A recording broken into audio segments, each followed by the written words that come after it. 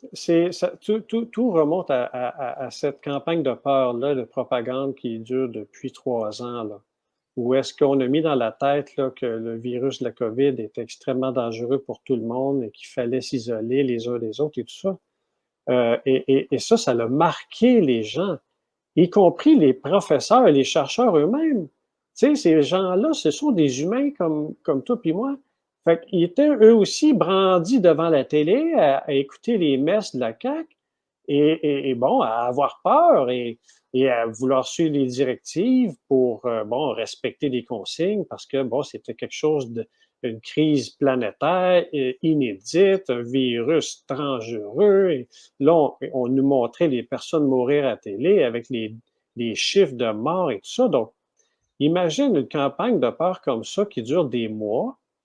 Ça marque un imaginaire.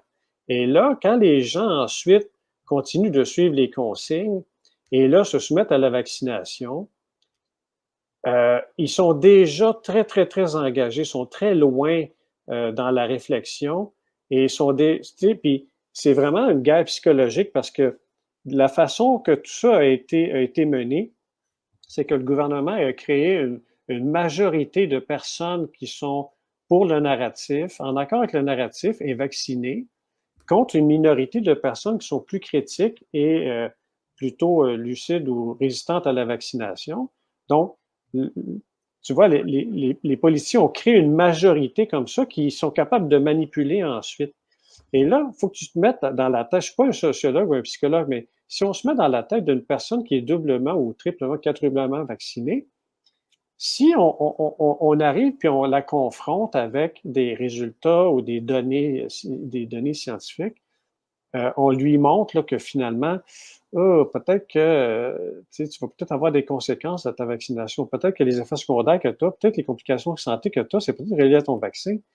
Mais là, ça viendrait tout contredire tout ce qu'elle a cru depuis 2, 3 ans Ouais, c'est ça, ouais, ouais. et d'admettre qu'elle s'est fait avoir, c'est beaucoup trop gros psychologiquement à une personne pour faire ce geste-là puis changer son opinion.